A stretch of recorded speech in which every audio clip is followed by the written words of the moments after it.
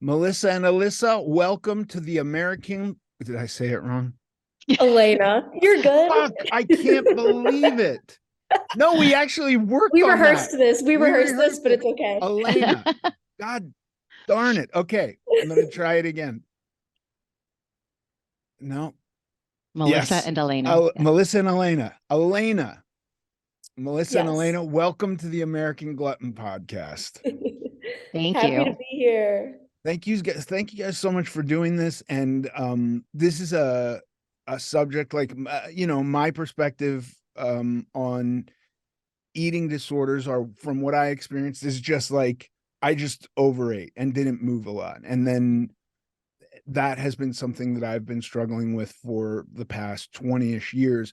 But there is a whole host of other disorders that I've heard of that I have some like vague conceptions of, but no real, like I haven't had a lot of these conversations. I find I once wrote something on Instagram and I thought it was thoughtful, but I got like people saying it was dangerous to talk about this stuff. And like I really think that the way we understand is by discussing it. And obviously I wasn't writing anything to try to upset anybody or trigger them.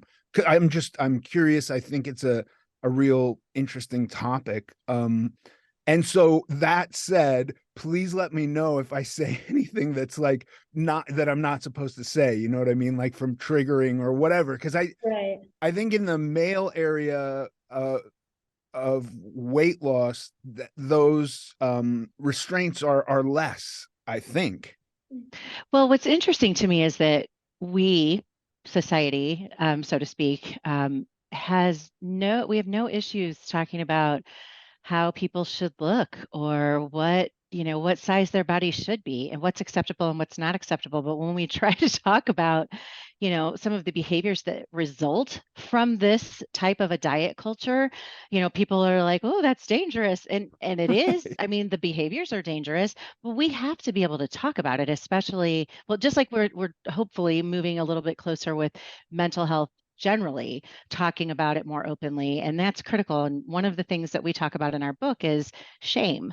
And Right. shame is when you are hiding something, it's that you believe makes you as a person terrible.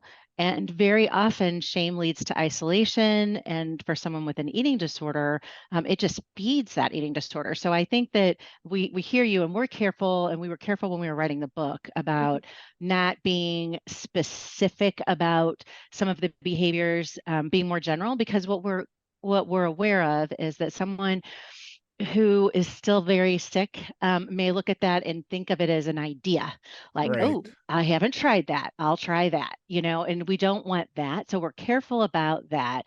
But we clearly are very upfront about the emotions that drive it, and also generally some of the behaviors that drive it.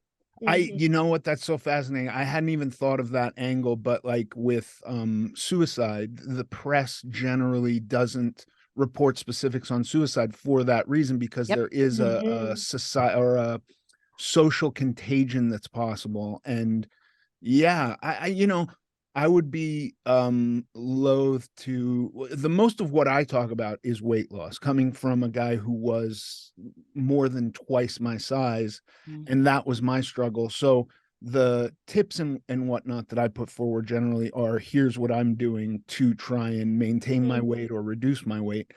um I probably wouldn't, if I was going to go out on a bender and have a pizza or something like that, that would not be something I would share really openly.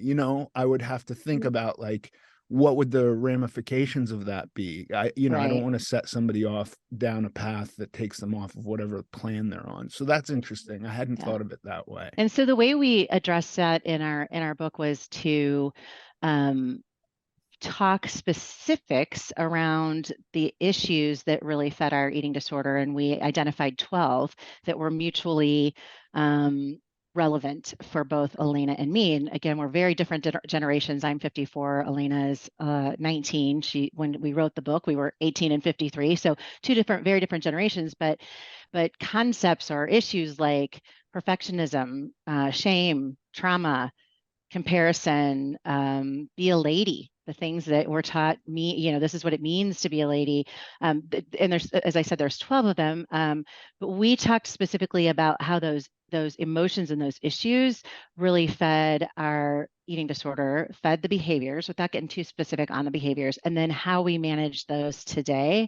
And I think that whatever your eating disorder, whether it is, related to overeating and or it's related to weight loss, I think that for all of those, there are underlying emotional issues or something about life that you're trying to face, that you're using either your overeating or your diet, or over exercise, whatever it is, you're using that as a really maladaptive way to address what's happening. And so if we can get to that, if we can talk through and really help people and help ourselves to, address those emotions, then hopefully those behaviors don't manifest. Yeah. Mm-hmm. It's so interesting because I was also a drug addict, and that's kind of like one of the first things you have to confront when you're dealing with drugs. Like there's a very clear, like, you have to look at your life and figure out what you're avoiding. And for so long with my weight, I just tried to go like, well, I'm just going to eat less. I'm not going to think about anything else, or I'm going to cut out carbs, or I'm going to do whatever it is, pick one thing. I'm not going to change my life at all, or really look internally and get into the nuts and bolts of what's causing me to do this. But it really wasn't turning around until I did that. Mm-hmm. Yeah, for the longest time, I thought my struggle was directly about the food or about my appearance. And it took me a long time to realize that it was never about the food. It was never about wanting to look thin. It was all of these underlying issues. And I think they're universal. Whether it's anorexia, binge eating, drug addiction, like these are all things that people go through. And there's often what they call comorbidity, which is where there's two issues, right? So you had the, alcoholism or, drug addiction and the eating, disordered eating. Often, and this is something that both Alayna and I experienced, there's anxiety goes with the eating disorder, or depression and eating disorder, or both and the eating disorder. So, and sometimes the eating disorder is a manifestation of the anxiety or the depression. So again, that it shows, what it shows is that these are complex things, and sometimes trying to figure out exactly what is going on from a diagnosis perspective, it can kind of get you off track, when really what we need to figure out how to do is to manage life in a way that's very adaptive and healthy, and try to stay away from these things that we've learned make us feel good in the moment, but that ultimately are destroying our bodies. Yeah. Yeah. Managing life, that's a wild one too, because even when I would go, like, there would be certainly times where I would try to not deal with life at all and go like, I'm just going to change one aspect of my eating, and that's the solution. And I believed that would work, and it really never did.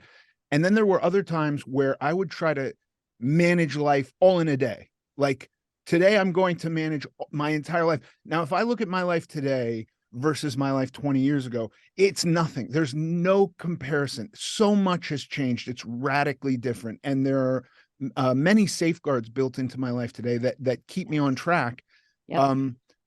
But when I tried to put in all those safeguards in a day or in a weekend, it would all fail every time. And what I realized was that it really took time to learn, because I didn't know what they would all be. I didn't know what this radical change would be. It was like a path.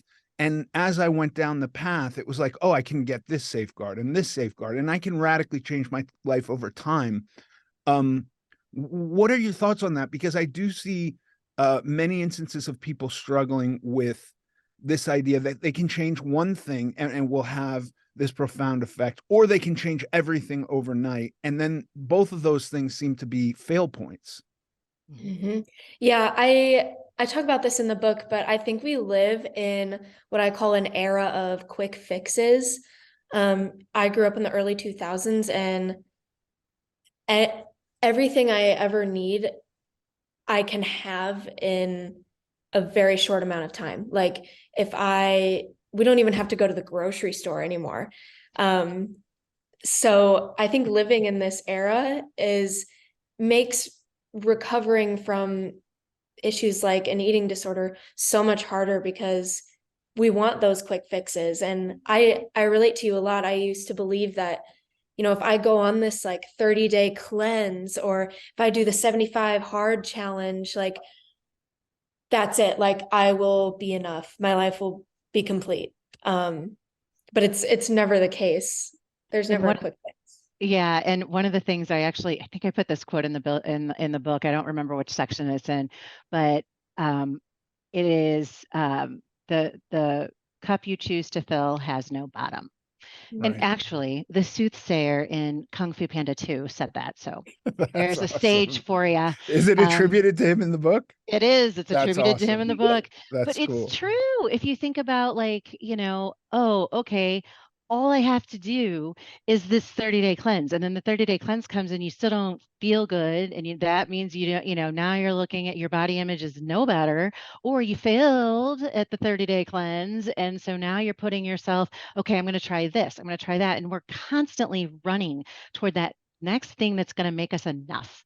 And that is the cup that has no bottom. And that's actually kind of, I would say, if I had a memoir like that was about my whole life, I would say that the primary underlying struggle for me was this constant struggle to be enough. And the thing is that is constantly changing. That goal, that target constantly changes. And so much of that has to do with diet culture and that which is going on around us. And so, again, that's, I think, why we try to really hit hard that it's really not about the food. It's about all of these things that ultimately are our quest to get to this plateau of happiness, to this place of self-satisfaction. But then you get there and you're like, oh, but you're not supposed to be satisfied because then you'll never grow. I'm supposed to be growing. So, I mean, it's just impossible, right? Like, and so when you have an addiction or you have a disordered eating or something like this, that is a big trap.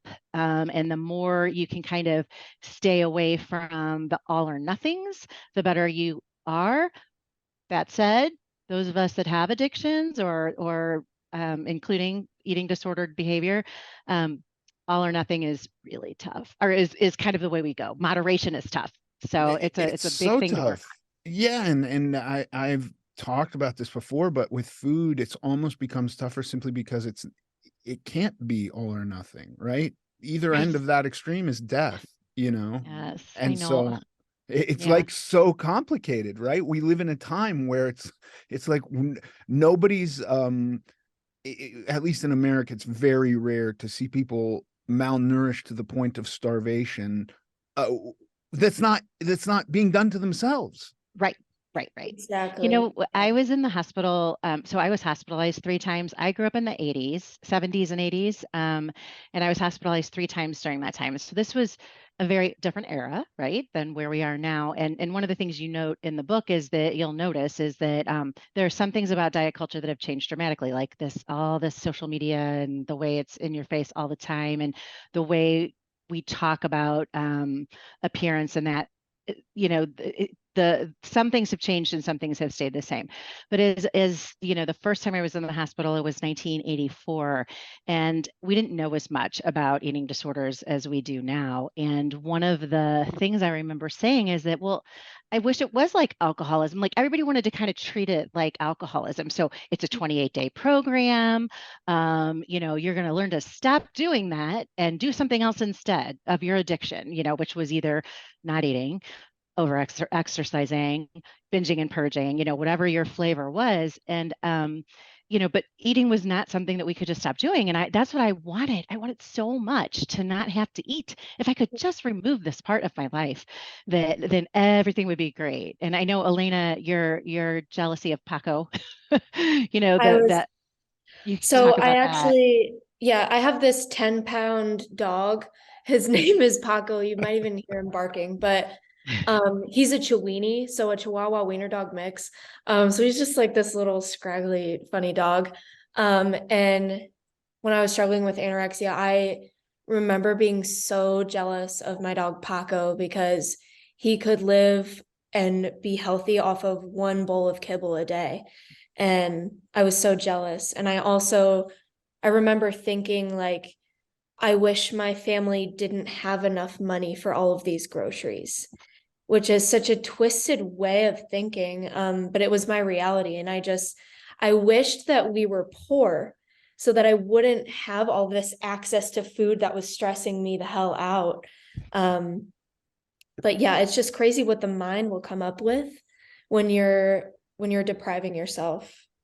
Yeah, our solutions, that's another thing that I recall vividly going through this a lot on my own. When I try to do it by myself, like as a person in a vacuum, not talking to somebody else and not having some plan or nothing external, it's just all in my head.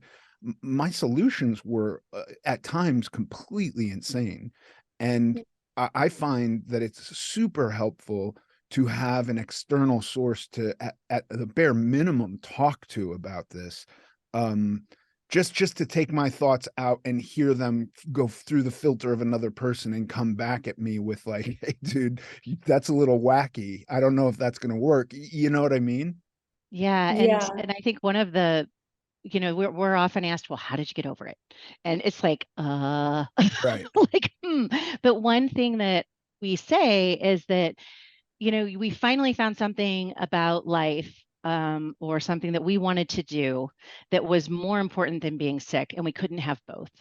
And one of the things that you just described is that when you tried to do it all yourself, you weren't successful. And I think that part of the human condition, and we do talk about, Maslow's hierarchy of needs, part of that, the human condition is that need for connection. So you get the, basics down, but we want connection. And the one of the biggest components of my healing.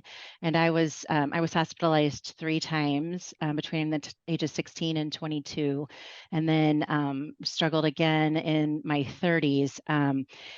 But the group therapy, that connection with other people who were going through this, and so often you're at this place once you start going down this terrible darkness of an eating disorder, you isolate, you continue to isolate, you feel like you are the only one. All you're seeing is beautiful people that are thin and, everything that you're not. And that that group therapy, that connection to others helped pull me out of that and to understand that, first of all, people see me differently than I see myself. Secondly, other people are going through the same thing. And this is really important. I could help them as Yeah. much as they could help me. And that, knowing that you have value and purpose and you have something to offer other people, there's the little light, a little crack of light that starts to come in. So I think that community connection and connecting to others is just a really big part of healing. Yeah, and Yeah. I think in this area, anytime I've seen people who have overcome stuff like this, and in the various aspects of it, whether it be through food or substances, being of service to others seems to be a very helpful way to stay on track, that's been my experience. Yeah. Yeah, like it kind of reminds me, there was this exercise that my therapist would give me when I was really struggling with negative self-talk. Like standing in the mirror telling myself like I am too big, I have too much fat on my belly. Um, she would be like, okay, next time you have those thoughts, I want you to write it down, and then I want you to go find somebody and say those things to their face. Whoa. Um, and I couldn't do it. Of course not. Like I couldn't go up to my brother and be like, you can't eat today, you're a fat pig. Like But that's what I was telling myself. Mhm. So I think that's another aspect of the connection, like treating yourself as a friend, and realizing that, would you really say those things to a friend? I Right. sure hope not. Yeah. Yeah. It's very difficult for me still to this day. Sometimes, I wake up and I look in the mirror and I'm really disappointed with what I see. And I will not leave until I can find one thing about myself that isn't awful. Right. And then I can build the foundation on there That's great. for the rest of the day. But it's like truly work. You know what I mean? It's not something that even after years has just become innate. It's like, oh, I have to do this or I'm going to have a really bad day. So I Yeah. think it's really important that people understand that once you're healed, it doesn't mean that you don't have any of those thoughts, because I think that I know I thought that that was what was going to happen, is that I was going to hit this healthy plateau then, that I Yeah. never was like bothered by negative self-image or struggled with what I was going to eat or anything like that. And I think it kept me from it was one of the things that kept me from getting better at first, because I was perfectionist, right? All or nothing. I can't do this. Like I can't do this. And we deal with these thoughts, at least I do, every single day. Some days it's just a little fleeting thing, and then other days it's freaking work. But if you realize and accept that the illness is not in the thoughts appearing, it is in how Mhm. you respond to it. It's whether or not you grab onto that thought and go down that dark hole, or you make yourself stand in that mirror and decide that you're worth having a happy, good day. And that, I think, is an important part of recovery. Yeah. Yeah, whether you Sorry, go ahead. I was just gonna say, whether you act on it or not is what makes a difference. Right, 100%. But I think that the point you were making is so vital because for all of these things, and even me at times in sobriety, I really was waiting for that moment when booze and drugs didn't matter anymore. And I thought it would be like a magical click, like you Yep. hear about like Bodhi sitting under or Siddhartha or somebody Right. sitting under the tree Siddhartha and sitting under achieving. the Bodhi tree. Yeah, Yeah. sitting under the tree and achieving enlightenment. I'm like, where's enlightenment? I've lost the weight. It's when does this happen? When do I become normal? This word, quote unquote, normal, which I think is such a mean thing to pin onto people, right? Who's normal? Yeah. Is there, I mean, I'm sure there's somebody on Instagram who looks great and is like, really like, I'm normal and everybody should, aspire to be like me. But who the fuck wants to be like that douchebag? Yeah. Well, not only that, we say normal isn't enough. I mean, I will never forget being at the office one day and a friend of mine was just devastated. A coworker was devastated because she'd just gotten back from her kid's parent-teacher conference and was told he was average. And she was devastated. She's like, he's average. Right.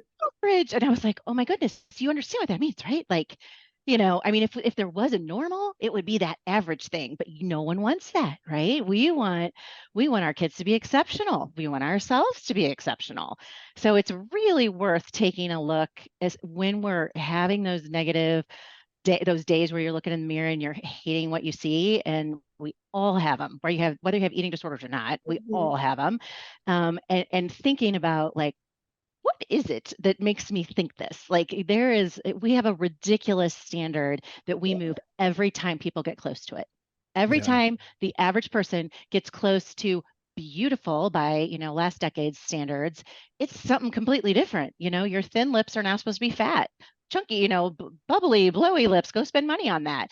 The flat bottom was good, and now people are spending money to pet it. Like, so if you remind yourself that this the stuff that's crossing your mind was never your idea to begin with.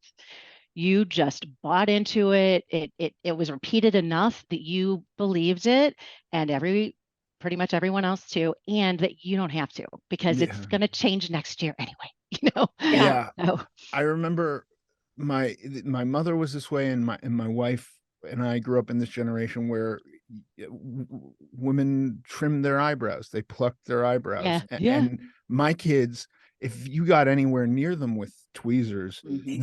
they would like freak out. If Yep. the idea of them making their eyebrows smaller is atrocious, and this Mhm. happened before my eyes, right? This was Yep. like in the course of a couple of years big dark eyebrows became super in. And like, you can't control for that. You know what I mean? That there's no way that you can guess that that's going to be the thing and that you're going to fit in with your eyebrows. You know what I mean? I remember as a kid, I faced a lot of these contradictions. I grew up with an older brother, Nathan, and I really like idolized him. He was kind of like my protector, and I loved him. But I would wear his hand-me-down clothes, and I wanted to be in all the sports just like Nathan, and I wanted to be strong just like Nathan. And I remember one day at school, my classmates, it was a couple boys, were like, "Oh, like why do you dress like a boy?" And I was like, "Oh shit." Like, oh my goodness, like this isn't cool.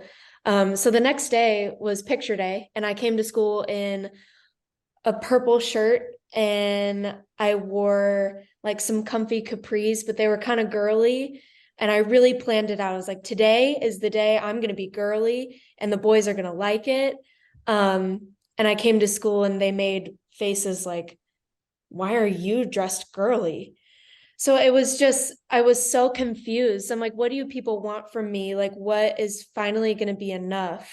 So yeah, I had those messages for a long time. Yeah. I think the contradictions, you bring up such a great point, Alayna, about just generally the contradictions. And one of the, probably the chapter that where that really is most evident is the one we called Be a Lady, where you go through, like all of the shoulds that women are told, be thin and delicate and feminine, but be strong and independent and able to do it all. And, like you can't like be a working mom because you cannot, you got to be out in the real world and, making a buck, but then your kids are in daycare. And then, but if you're a stay-at-home mom, well, then you're not contributing to society and you're indulged and you're privileged. And, at the end, like of my section of the chapter, the way we've laid out the book is for each topic. So let's say Be a Lady. Alayna first talks about, and I think she shares the story, one of the stories she shares is what she just did, talks about that, how it affected her, and then how she, manages through that stuff now. And I did the same thing. I share, a few stories, and then at the end, I do the 1970s, 1980s, 1990s, and I do every decade and say, and have like just like kind of a running sentences, a paragraph of sentences of all the musts. And it's really interesting to see how that changed, like to the opposite of what they were telling me in the 70s. But within each decade, there are also contradictions.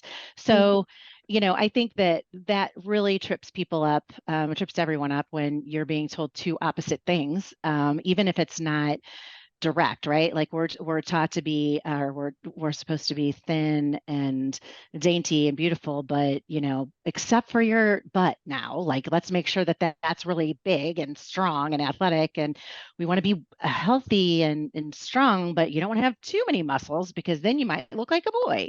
Just those contradictions remain, and I think the more often we're able to just identify, oh, there's one, that's a contradiction. I've just grabbed onto something that has the equal opposite that people are also saying. So maybe I could just let go of both. But it takes intention and it takes a lot of practice. It is so much more complicated for gals, I think, because like the messaging to me about what masculinity is, and not that it has changed much, but there's been more like highlights on like what aspects of masculinity are socially unacceptable now that were maybe more accepted 20 years ago or something, which is all fine with me because I never thought that stuff was cool anyway. I have 4 daughters, and I do see the messaging towards them changes really kind of quickly. I have my oldest is 26. She now has a daughter, so I'm a grandfather of a girl. And then my youngest is 15. And the difference between those two generations from the oldest to the youngest is stark. It's so different. And I'm just wondering how the messaging for girls gets so radically shifted. Not that it was perfect 30 years ago, but Mhm. It wasn't. but the right, exactly. But the changes seem almost confusing, you know? Yeah. Yeah. I mean, I'm still only a teenager, but I feel like I've experienced so many different years where there were ideal bodies that look nothing alike. Right. And it just so impossible to keep up with. But Yeah, yeah. and I think that one of the things, I think both of us say this, and I know we've talked about it, is that um, what may feel ironic is that becoming smaller actually became not about being beautiful and for other people noticing us and, like wanting to be with us. It actually, for both of us, became the driver for being smaller and smaller was to disappear, was to Yeah. not stand out. It was basically this was exit stage left from all of it because it doesn't make sense to me. I can't do it. I keep trying. I'm a perfectionist. I keep trying and I can't get there. And I just want to take up less space and not be noticed. And I think that's something that surprises people, that they sometimes see an eating disorder as an act of vanity. And in fact, people, more often than not, will say, "I just wish I had a little bit of anorexia," and I get it. I know what they're saying. They just wish they were too thin. I mean, but think about that. Why are we wanting to be too thin? But it's not. It's never. It's not even. We say it's not about the food. It's also not about the vanity. It is. Yeah. It is more often that by the time you get to that point, you just don't want to be noticed because you can't do it, or you think you can't do it. Yeah, Mhm. I'm definitely a person who had that thought, maybe even said those words out loud at times in my life when I was much larger than I was. But I will say that I shared very much this idea of being unnoticed and invisible and small, and everything was built around camouflaging myself and not standing Yes. out and not drawing attention to myself, and all the while I'm becoming larger and larger and impossible to not notice, right? Because I take up more physical space than anyone else. Um, but that feeling of wanting to be insignificant and wanting to disappear, Yep. it's like the worst thing. For me, it was all like, I think, fear-based. But 100%. I yeah, mean, I start my story in the book with basically where my story started, at least as far back as I can remember, was being 6 years old, first grade, standing in my parents' full length, looking in the full length mirror. I remember Gilligan's Island was on the little black and white TV, on the other side of the bed, and I'm standing there in my little Catholic girls' school uniform, and I say to myself, "Oh no, I'm big. I'm big." And I was terrified. I'm big and people are going to notice me and I'm not safe. Like I thought that if I took up too much space or if I stood out, if I lived loud, right, that I would be unsafe. And I mean, I was 6 years old. Now, it was also the 70s at this point where diet pills and I mean, like everything you saw, everything was, regular network television and commercials were so much about diet and diet pills and laxatives being used as weight loss. I mean, it right. was crazy time. And I soaked it right up. I mean, I soaked that right up. And at 6 years old, I equated big, and my definition of big was distorted for sure. I was a very small girl. But I equated big with unsafe. Mhm. And people are like, "Oh, what do you think? What happened to you?" I'm like, nothing. Like I did not, I had a good childhood by all, accounts. I cannot point to some terrible, now there was certainly trauma later in life that definitely fed the eating disorder and kind of led to a big relapse in my 30s. But at 6, there wasn't. It was that I was taking all this in and realizing, oh, there's a way to be lovable, and that is to not be big because Yeah. then, you're not safe, that people won't love you, you know, they might hurt you. And so I think that is it's so much of it has to do with diet culture and how sensitive people are to it. It's hard not to be sensitive to it, but some people are more sensitive than others too. Yeah. Mhm. Do you have any advice? Because I think I totally appreciate what you're saying. And I think for parents, there's a lot of guilt that they can take on when, by all accounts, it, it's hard. Like for me, having been being an addict and having weight issues, I had decided very early on, like there was going to be no black and white lines in my house about drugs and alcohol and about food. I didn't want to put restrictions on my kids because I didn't want to participate in the way that I felt was detrimental to me as a kid.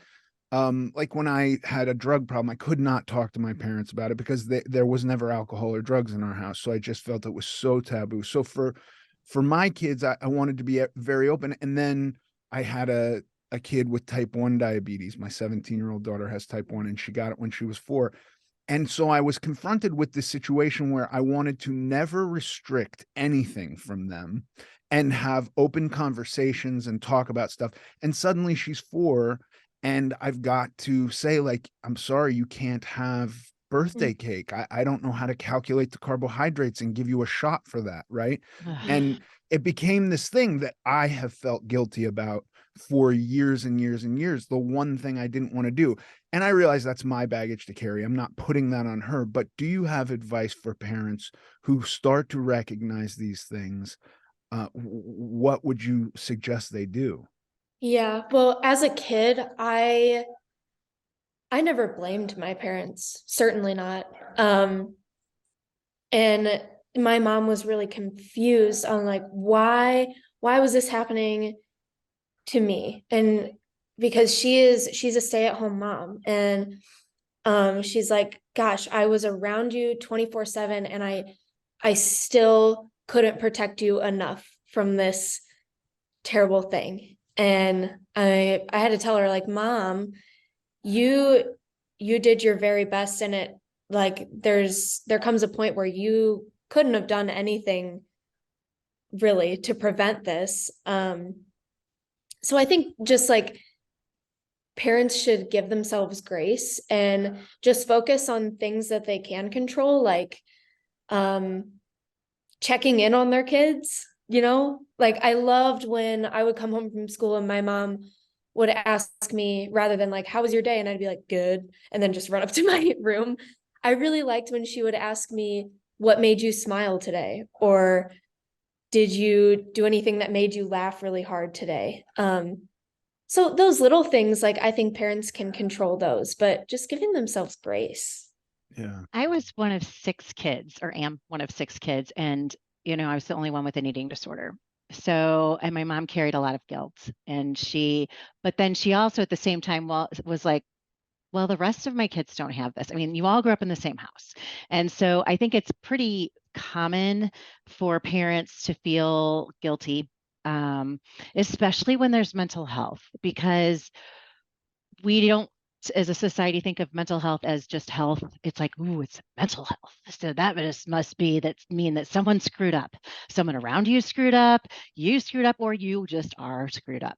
And so I think that the parents, and I will also say I've got 2 children, and I was terrified to have a girl because I did not want her to grow up like me. I was terrified of that. And I have a girl. I have 2 girls. So what I would say is, even as someone who has been like, trying really hard to fix all that, my children don't have eating disorders, but they deal with the body image. They have days where they're like, Mom, I'm really having a hard time with food lately, or I'm just not feeling good about this or that. And I'm like, oh, like it's because of me. It's because I have this, and they know it, or they can feel those days when I'm having trouble and now it's affecting them. And you know what? Here's the thing. I'm sure that my mom said some things she shouldn't have said. And I am sure that I have said things that I shouldn't have said, or I have skipped a meal in front of them, or I've eaten something totally different than what I'm feeding them. I mean, there are certainly things that can maybe contribute or add on, but the parents are not the source of this. My parents were not the source of what happened to me. I'm not the source of the struggle my kids are having. And honestly, I'm not sure, even if we could pinpoint it to one thing, what would that matter at this point? Like the ship has sailed. I mean, they are so far beyond that one thing at this point that, it's a daily thing and everything, there are triggers that are coming from everywhere. So I think that the best thing that parents can do if they identify, if they notice that, okay, this doesn't seem right. And there's a couple things you can look for. The kids are wearing really baggy clothes to hide their bodies. They're obsessed with food. They're cooking it constantly. They want to go to the store, but they're not necessarily eating it, or they're eating a whole lot of it. And how is it that I've seen them eating so much so often and they are the same size? But I can't really tell because she's wearing a, 3X sweatshirt and she's, 14 and little. So, there are things you can kind of look at. Isolation is another one. And I think the best thing that you can do is, find the resources. We always say get medical help first, and finding the different resources that your child can then engage in, because you can't do this for them. Right. You cannot go out and learn all about this and fix your kid.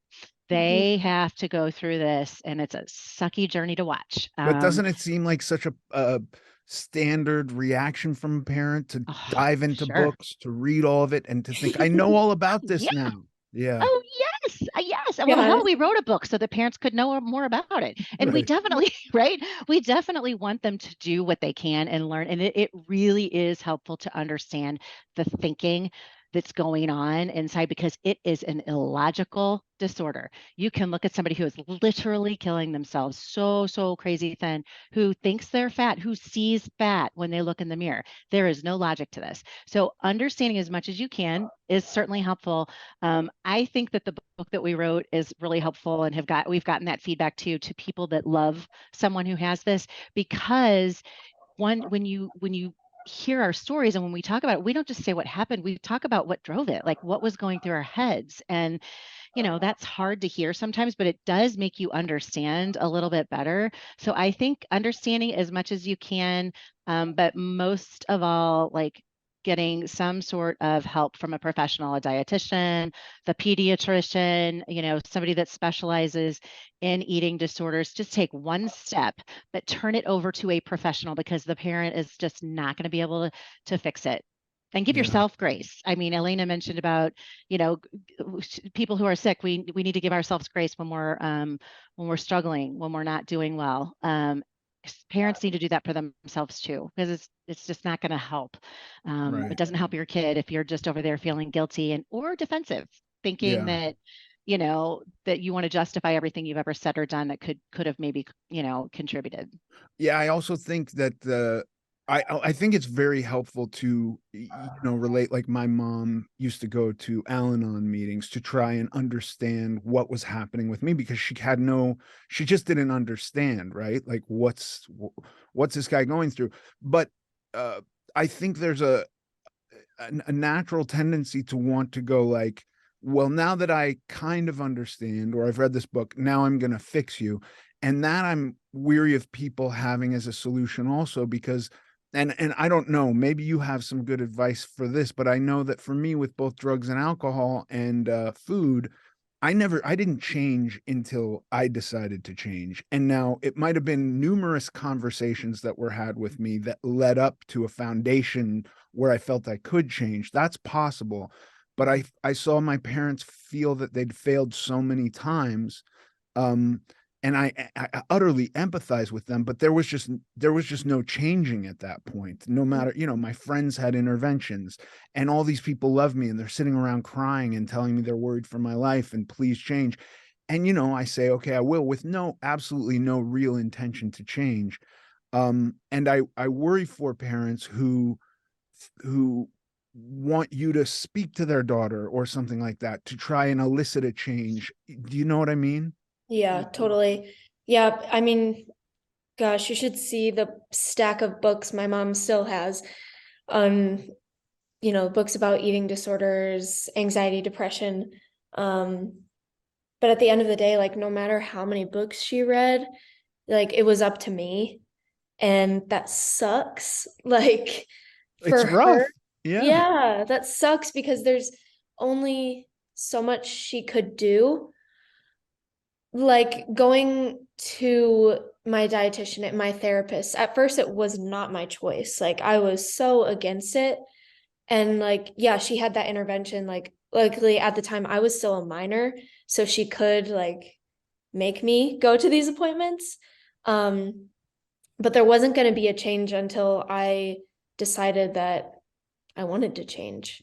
I Um, think knowledge is super important. I think reading all those books is super important.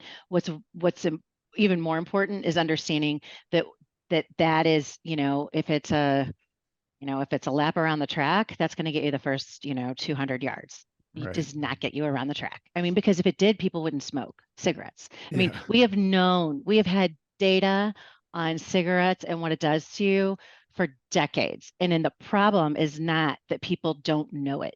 It's other things that are driving their addiction and their choice to continue to do it. And, I'm not picking on cigarette smokers. I think it's a really good Sure. example around how I do think, but if they didn't know that, there probably would never be a time that they tried at least to get off of it. So I think that the knowledge is critically important. And the more you can understand what's behind the behavior, the better. But you are not going to be able to apply that knowledge as a band-aid. You are not going to be able to fix the other person or even yourself. Like understanding it did not fix me. Like it was the first of all, it didn't happen just one day. It was, a lot of different things that finally came together, and slowly but surely I let go. And Yeah. I think that it's all these little micro letting go, moments that eventually you go, oh, you know what? I haven't done that. And, I think I'm past that now.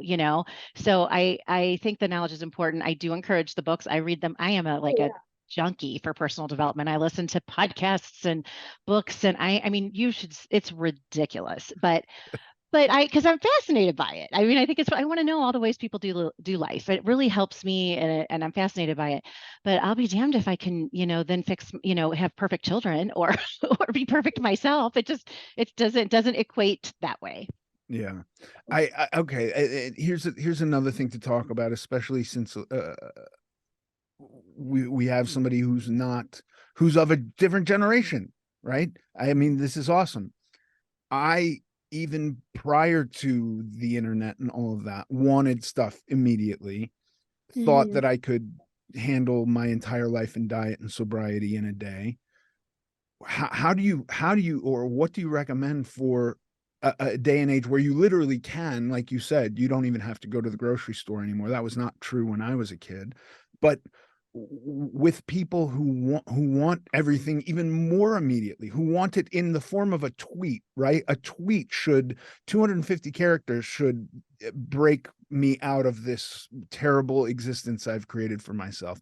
How do we get through this generation where immediacy is on hyperdrive? Yeah, that's a brilliant question. And I wish I had a super brilliant answer. No, but But just a discussion.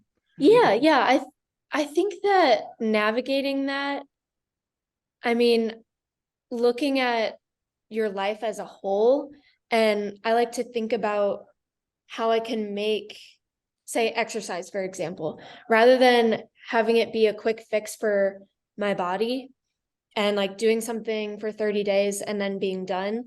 I like to think about like my whole life. Like, I think about myself at 90 years old. Okay. And like, I still want to be able to walk around and, like my body is going to decay and I'm going to age. But like, what can I do right now to make my lifelong journey like a healthy one? So that's how I think about exercise. That's just an example. Like it's not for me right now, it's for my life. And how can it serve me when I'm 90? So I don't know if that makes No, sense. that's beautiful. That's amazing, because that really does do away with this thing of like a finish line, right? Yeah, I mean, yeah. if the finish line is your whole life, then that's a beautiful finish line. But I think that's super important, because the finish lines have never worked for me. And every time I've ever gotten to a finish line, and there was nothing beyond that, I regressed every single time. And so I think that's a Yes, beautiful yes. analogy. And I think that's super helpful. And I think that if people struggling with anything treated it like a lifelong pursuit, even if in 20 years, they no longer were thinking about it, but they were treating it that way in the beginning, I think people would be better off on average. Yeah, ever since I've had that approach, like I have that approach with my diet too, like but back to exercise, like when I think this way as a lifelong journey, like I'm able to notice the little victories way more clearly. Like I don't know, the other day I got my first chin up. And Amazing. I honestly I didn't set that goal. I just was like, I'm just gonna practice these every once in a while because it's something I want to do eventually. And I did it and I was like, oh shit, like this is what happens when I'm not obsessing over these finish lines. Yeah. And like to that example, I've had that as a goal, and then I did a chin up, and then I didn't do another one for 5 years and couldn't do one the Right. next time I tried to do it. And so I Right. think I think that's a really rational way of planning out a change, is by Mhm. not putting these hard line goals like 10 pounds, right?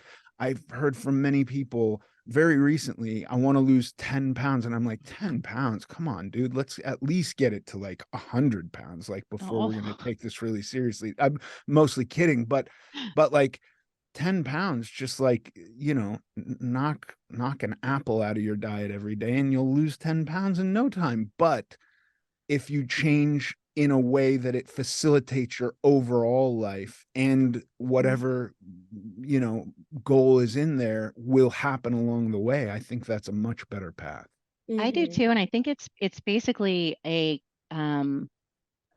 almost a commitment to lifelong growth and learning. So I Mhm. remember when I was in the hospital, there was a pregnant woman in there with me, and I was like, okay, no, I am going to get this figured out because I am not going to be a pregnant woman dealing with this or a mom dealing with this.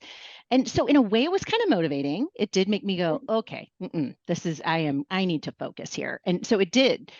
Now, the thing you got to be careful about is thinking that, like, you're not going to be learning forever because I was a pregnant woman and I wasn't didn't have an eating disorder when I was pregnant, but there were other things I was learning. I was still dealing with depression and anxiety and whatever the flavor of the day was. I think it's important to understand, and we've talked a lot about kind of that plateau, right? Like we just want to get there, whether it's with the weight or money or marital status or the degree.